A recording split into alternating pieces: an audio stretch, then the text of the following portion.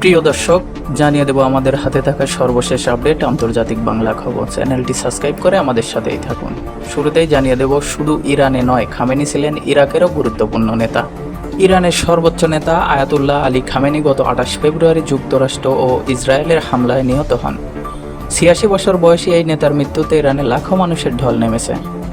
Khamenei কেবল ইরানের নয়, প্রতিবেশী ইরাকের একজন অত্যন্ত গুরুত্বপূর্ণ নেতা ছিলেন। আল জাজিরার খবর অনুসারে তেহরানে খামেনির কফিনের পাশে লাল ব্যানার হাতে প্রতিশোধ স্লোগান দিচ্ছেন শোকাহত মানুষ, কাঁদছেন শীর্ষ নেতারা। এই বিদায়ের মধ্য দিয়ে ইরানে একটি যুগের অবসান হচ্ছে, তবে তার প্রভাব সীমানা ছাড়িয়ে ইরাকেও ছড়িয়েছিল। কাতারের জর্জটাউন ইউনিভার্সিটির অধ্যাপক পল মুসগ্রেভ আল জাজিরাকে বলেন, খামেনি ইরাকেরও গুরুত্বপূর্ণ নেতা ছিলেন। ইরাক শিয়া সংখ্যাগরিষ্ঠ দেশ। সম্প্রতি যুদ্ধের পাশাপাশি ইরাকের নতুন প্রধানমন্ত্রী বাছাইয়ের কাজ চলছিল। সেখানে যুক্তরাষ্ট্র ও ইরান দুই দেশেই প্রভাব বিস্তারের চেষ্টা করেছে। শিয়া সম্প্রদায়ের সাথে গভীর সম্পর্কের কারণে খামেনি সেখানে বড় রাজনৈতিক প্রভাব রাখতেন। ইরাকের পবিত্র নাজাব শহরে তার জানাজা অনুষ্ঠিত হওয়া প্রমাণ করে সেখানে ইরানের কতটা শক্তিশালী অবস্থান রয়েছে। অধ্যাপক মুসগ্রেভ আরও বলেন, এই বিশাল অনুষ্ঠানের দুটি অর্থ আছে। প্রথমত, এর মাধ্যমে জনগণের মাঝে খামেনির বিশাল গ্রহণযোগ্যতা প্রমাণ হয়েছে। গত নভেম্বর-ডিসেম্বরে মানুষের মাঝে এমন ঐক্য দেখা যায়নি। মূলত যুক্তরাষ্ট্র ও ইসরায়েলের চাপিয়ে দেওয়া যুদ্ধের কারণেই মানুষ এখন এক হয়েছে। দ্বিতীয়ত, তার জানাজা ইরাক, তুরস্ক, ওমান এবং চীনের নেতারা যোগ দিয়েছেন। এটি প্রমাণ করে পুরো অঞ্চল এবং বিশ্বজুড়ে তার প্রতি গভীর সংহতি রয়েছে। টানা 6 দিন ধরে ইরান ও ইরাকের বিভিন্ন শহরে খামেনির বিদায় অনুষ্ঠান চলবে। আগামী শুক্রবার তার জন্মশহর মাশহাদে দাফন সম্পন্ন হবে। এদিকে ইরানকে 1 সপ্তাহের ছুটি দিয়েছি, আয়াতুল্লাহ খামেনির জানাজার মধ্যেই ট্রাম্পের তীব্র কটাক্ষ। তেহরানে ইরানের সর্বোচ্চ নেতা আয়াতুল্লাহ আলী খামেনির রাষ্ট্রীয় শোক ও দাফন অনুষ্ঠানের মধ্যেই এক তীক্ষ্ণ মন্তব্যে যুক্তরাষ্ট্রের প্রেসিডেন্ট ডোনাল্ড ট্রাম্প বলেছেন, যুক্তরাষ্ট্র ইরানকে 1 সপ্তাহের ছুটি দিয়েছি।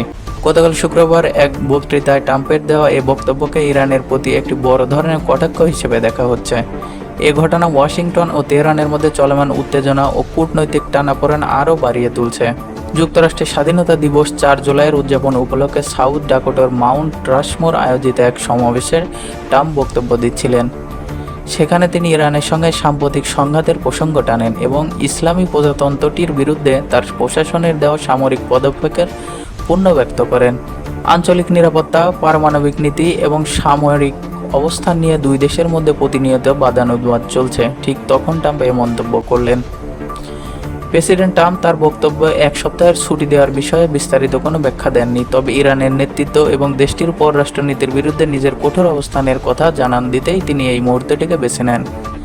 সমাবেশে ট্রাম্প বলেন, আমরা ইরানের 12টা বাজিয়ে দিয়েছি। ওরা এখন একটি সমঝোতায় আসার জন্য ভীষণ মরিয়া হয়ে উঠেছে। আমরা জানাজার জন্য ওদেরকে 1 সপ্তাহের ছুটি দিয়েছি। যুক্তরাষ্ট্রের 250তম প্রতিষ্ঠা বার্ষিকী উদযাপনের অংশ হিসেবে সাউথ ডাকোটার বিখ্যাত গ্রানাইট পাথরের পাহাড় মাউন্ট রাশমোরে বক্তব্য রাখছিলেন ট্রাম্প। পাহাড়ের গায়ে খোদাই করা যুক্তরাষ্ট্রের 4 জন সাবেক প্রেসিডেন্টের ভাস্কর্যের জন্য স্থানটি সুপরিচিত। গত 28 ফেব্রুয়ারি যুক্তরাষ্ট্র ও ইসরায়েলের যৌথ হামলার মধ্য দিয়ে ইরান যুদ্ধ শুরু হয়।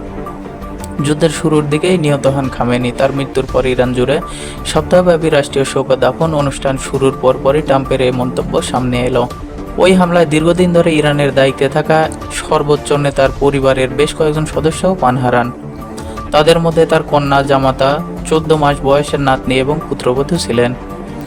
ইসলামী রীতি অনুযায়ী সাধারণত মৃত্যুর 24 ঘন্টার মধ্যে দাফন করার নিয়ম থাকলেও যুদ্ধ পরিস্থিতি এবং উচ্চ নিরাপত্তার উদ্বেগের কারণে ইরানি কর্তৃপক্ষ জানাজা পিছিয়ে দেয়।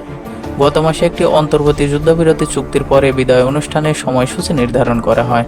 ট্রাম্পের এই মন্তব্য সাম্প্রতিক সপ্তাহগুলোতে দুই দেশের মধ্যে চলমান বাদ অনুবাদকে আরও বাড়িয়ে তুলেছে। এটি মধ্যপ্রাচ্যে মার্কিন পররাষ্ট্রনীতি নিয়ে চলমান রাজনৈতিক মেরুকরণকেই স্পষ্ট করে তোলে। বিশ্লেষকদের মতে, যুক্তরাষ্ট্রের নির্বাচনী হাওয়া যত গরম হবে, তেহরানের প্রতিটি দেশের নীতি কেমন হওয়া উচিত তা নিয়ে মার্কিন রাজনীতিবিদদের মধ্যে বাকযুদ্ধ ও বিতর্ক রূপ নেবে। তেহরানে আয়াতুল্লাহ আলী খামেনির রাষ্ট্রীয় জানাজা সর্বস্তরে মানুষের ব্যাপক নজর কেড়েছে। এই শোক অনুষ্ঠানে দেশটির সরকারি কর্মকর্তাদের পাশাপাশি লাখো সাধারণ মানুষ অংশ নিচ্ছেন। ইরানের জন্য এটি একটি অত্যন্ত সংবেদনশীল রাজনৈতিক মুহূর্ত। এই সময় দেশটির শীর্ষ নেতৃত্বের দেওয়া বার্তাগুলোর ওপর পুরো মধ্যাঞ্চল কড়া নজর রাখছে। রক্তক্ষয়ী যুদ্ধের পর ইরান ও যুক্তরাষ্ট্রের মধ্যে একটি প্রাথমিক চুক্তি হয়েছে, তা সত্ত্বেও মধ্যপ্রাচ্যের পরিস্থিতি এখনও বেশ উত্তপ্ত। উভয় দেশের কর্মকর্তারাই সতর্ক করে বলেছেন, পরিস্থিতি খারাপ হলে যে কোনো সময় আবার যুদ্ধ শুরু হয়ে যেতে পারে। আয়াতুল্লাহ খামেনির শোক ও দাফন অনুষ্ঠানে ব্যাপক জনসমাগমের আহ্বান জানিয়ে ইরানের পার্লামেন্ট স্পিকার মোহাম্মদ বাঘের গালিব বলেছেন, জাতির প্রতিশোধের ডাক যেন পুরো বিশ্বের কান পর্যন্ত পৌঁছায়। একই সুরে ইরানের সেনাপ্রধান আমির হাতমি বলেন, আমাদের শহীদ নেতা এবং জাতির সব শহীদের রক্তের মূল্য ইসরায়েল ও যুক্তরাষ্ট্রকে অবশ্যই চড়া দামে দিতে হবে।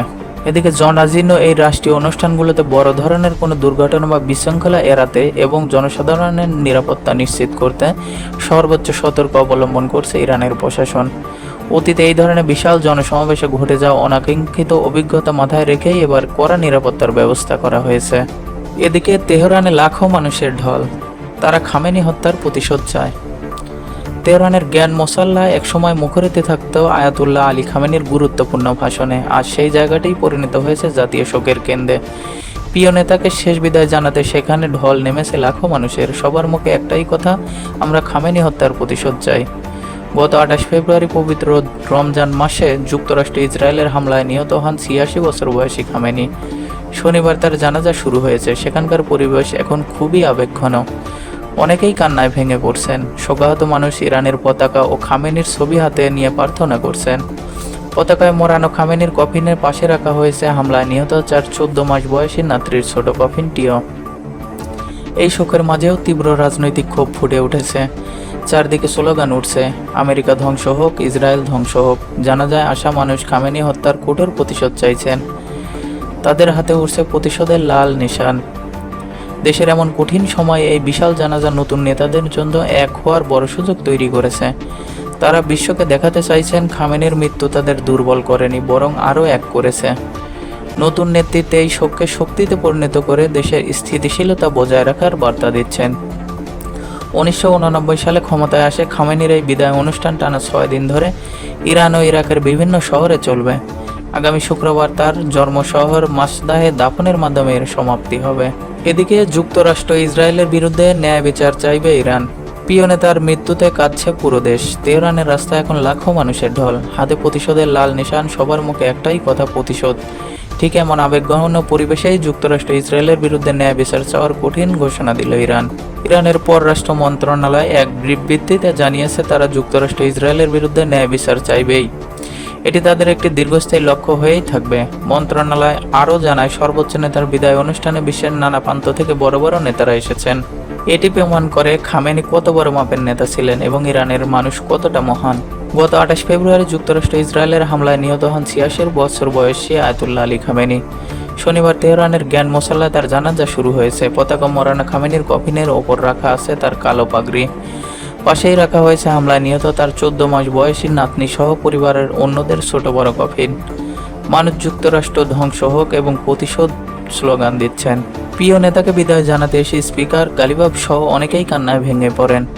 এক যুবক আক্ষেপ করে বলেন, এই ট্র্যাজেডি দেখে আমার আগে মৃত্যু হলো না কেন?